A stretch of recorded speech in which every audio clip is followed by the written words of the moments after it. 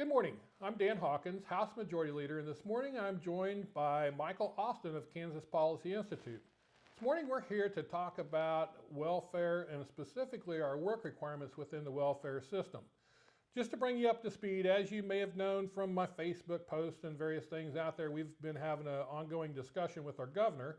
The governor decided to use some exemptions to get around the work requirement in our HOPE Act, which has to do with welfare and also with the food stamp program. And we brought that to her attention that she's actually violating the law, the statute, and we sent her a letter, asked her to stop. She didn't.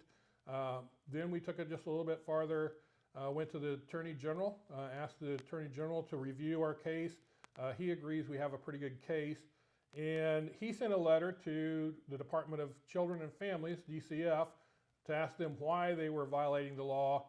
They returned a response last Friday, basically saying that they're well within the law. So we have an ongoing dispute. So I thought this morning it would be good, just so our viewers could see how important it is for a work requirement to be a part of our welfare system. We as Republicans truly want to help those who need help. But those who can work, they need to work. And right now we're at an unbelievably low level of unemployment, and so there's thousands of jobs out there. So why do we have people that are able to work and are not working? So Michael, if you've written some articles on this issue, you've studied it extensively, and so that's the reason why I wanted to have you here this morning, was so you could share with our listeners exactly why it's so important and the outcomes that we've already had from those work requirements. Well, thank you very much, Dan. I think the best way we can try to understand this welfare structure and how to help those that are the most downtrodden is to remember that old adage: give a man a fish, you feed him for a day. Teach a man to fish, you feed him for a lifetime. Now, skeptics to welfare reform may speak to how many Kansans are possibly taken off the rolls ever since we instituted those types of reforms back in 2013. But what they also don't like to mention is the fact that the poverty rate also declined about 3 percentage points over those 4 years. And when we look to people like, let's say, single mothers or childless adults that are non-disabled, so let's say those that are possibly homeless, we've really seen dramatic improvements in their well-being once we decided to strengthen work requirements and enforce time limits on food assistance. You know, Michael, we have always felt that it's very important that people work. And one of the reasons why it's so important that people work is because they gain a sense of self-worth from that. They also become secure in their own being, and they aren't relying on the government. This program actually has done that.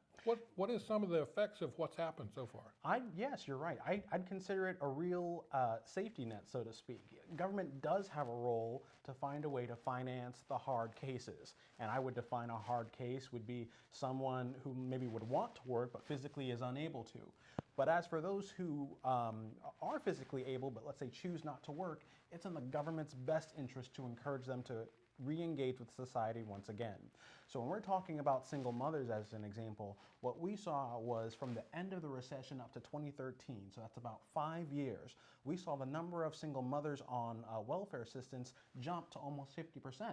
And alongside that was the poverty rate. So that unfortunately suggests that more single moms on welfare didn't necessarily decrease the poverty rate.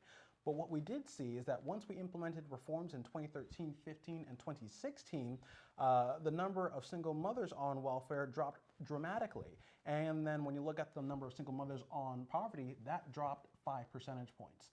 Another downtrodden group would be not single, but childless adults that are not disabled. I believe this was the population Governor Kelly extended food benefits for these non-disabled adults. And we found a similar trend happening to them once work requirements were instituted. Not only that, it's not like these people are falling off the grid. When we look at their employment rate, so what's the amount of people that are working, that also reversed as well. It was falling prior to welfare reform, and then once we instituted welfare reforms, it reversed and started moving upwards. So what we really find is that joblessness is the ultimate solution to poverty, because not having a job can lead to more disastrous effects than simply being poor. Right. So what we found is actually we had wasn't it a 70% reduction in those unemployed? They went back to work. There was a 70% reduction in the people who were on welfare once we instituted those programs. That's right. It seems like almost any demographic, any population that you can find that I was either in poverty or on welfare saw a dramatic improvement in their livelihoods once we decided to implement welfare reform and, of course, encourage people to get back to work. So my last question is, why would Governor Kelly and this administration be so vehemently against work requirements? Now, of course, I can't speak for Governor Kelly. I'm not her. I'm not governor. I have no idea, what she's thinking. But there is an idea out there that there needs to be an economic safety net that usurps personal responsibility. And for me personally, I may slightly disagree with that. While I most certainly understand that we do need a safety net in order to help the people who unfortunately can't help themselves, we need to, of course, figure out ways that we can help people be their best selves, right? Encourage them to be self-sufficient, self-reliant. Because what we find is that having a job, of course, increases more social interactions. Take this as an example. It leads to more happiness. It decreases drug use. Joblessness can be more horrific than poverty. And so finding a way to teach a man to fish can most certainly provide them a much better welfare on their lives than simply just giving them food. And so to kind of conclude this, that's what we've really tried to do. Back when the HOPE Act started in 2015, it was all about, I say, giving people hope, giving them the ability to get a job, to help them, assist them in getting that job, which we have a work program, an educational program that goes along with that. So we're trying to help those people get off of the government assistance, get back to work so they have self-reliance, so they can rely upon themselves instead of the government. And I guarantee you, everybody's happier when that happens.